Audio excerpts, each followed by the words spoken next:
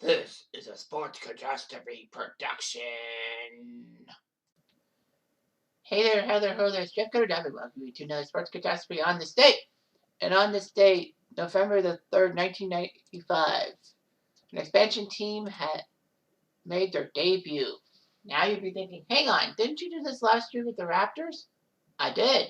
But they weren't the only expansion team to start on November 3rd, 1995. Another expansion team happened. It was the Vancouver Grizzlies. You'd be thinking, Vancouver Grizzlies? Memphis. No, you're right, Memphis. But they started in Vancouver. So the NBA, for some reason, decided to try to go up north to put some teams in. And they put two new teams, the Raptors and the Grizzlies, in. They both did an expansion draft. They both did the normal draft, where Vancouver got Big Country Reeves from Oklahoma State, and Toronto got Damon Stoudemire from Arizona, much to a lot of fans' chagrin. But the joke was on the fans because Damon won the Rookie of the Year, and the guy they should have taken, Ed O'Banion, was nothing but just a hack. So, hours after the Raptors started against the Nets, the Grizzlies would start their season in Portland. So, Portland seemed to be okay. Portland had a group of 10 people. Portland started Cliff Robinson, Rod Strickland, Harvey Grant, Chris Dudley, and Arvydas Sabonis, with D'Antonio Wingfield, James Robinson, Randolph Childress, Reggie Slater, and Gary Trent. The reserves. If the name Gary Trent is familiar to you Raptor fans, it's because, well, his son now plays for the Raptors. But anyway, Randolph Childress was a great guy for Wake Forest in the 90s. Cliff Robinson was there for a while. Rod Strickland was a decent point guard. And Sabonis was a great center. The Vancouver Grizzlies had 10 guys on their roster. They had Benoit Benjamin, the starting center, who they plunked from Seattle. Greg Anthony, who was a great player for the Knicks a long time ago. Blue Edwards, who, was decent. Chris King, who, did he play for Michigan? I think not. I think he played for someone else. I don't remember who Chris King played his college ball for.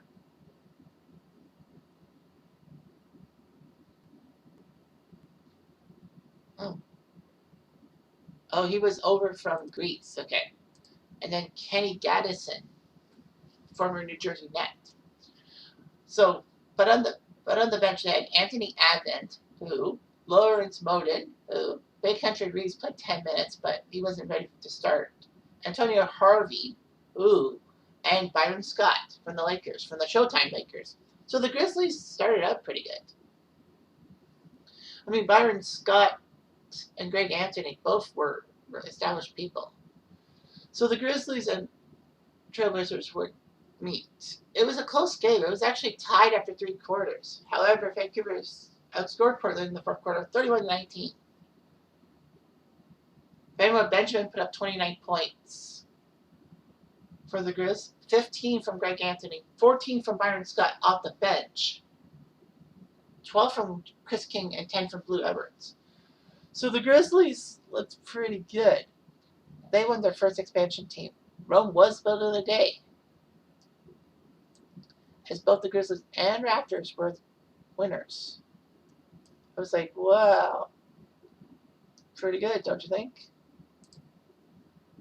So yeah, so the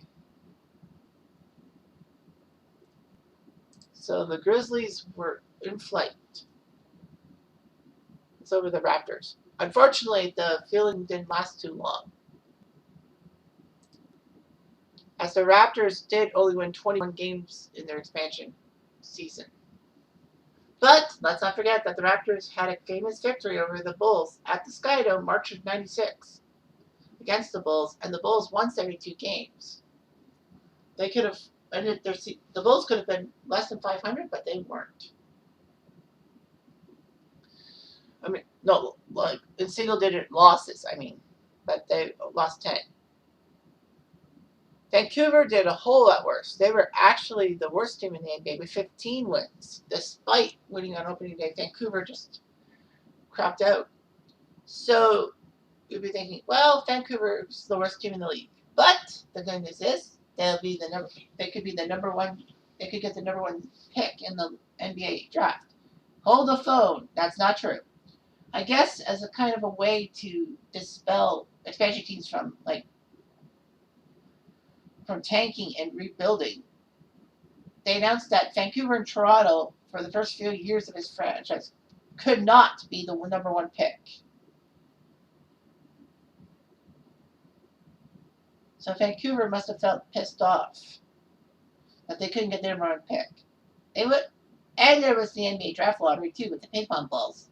But yeah, Vancouver didn't get the number one pick in that famous '96 draft. That was Philly, and they took AI, Allen Iverson. However, Vancouver did get its pick second. No, Vancouver picked third. Toronto picked second, and took Marcus Camby of the Raptors of UMass. So it worked out for the Raptors. Vancouver did get Sharif Abdul-Rahim from Cal, and he was a good player. He was basically, I guess, the franchise player if Bryant Reeves wasn't so injury prone. The Grizzlies would struggle along so badly that Steve Francis refused to play for Vancouver, even though the Grizz drafted him. He demanded a trade to Houston, but they did get Tito Mobley and Ovella Harrington. The Grizzlies would struggle very badly. That franchise would not do as well as you think they would. The Grizzlies were just terrible. 15 wins in '96, 14 in '97, 19 in '98, 8 in '99, but that was the 50-game shortened season. That winning percentage was worse than '97, 22 in 2000, 23 in 2001. So the best Vancouver in 6 years in the city of Vancouver, their best win total was 23. And the Raptors almost did that in their first season. That just shows how bad a team could be. I mean, it's not LA Clippers territory, but yeah. So, of course, fan apathy and all that. And the Canucks, yeah, right. The Grizzlies moved to Memphis, and they've done well in Memphis. People forget that the Grizzlies were in Vancouver. It was just that bad.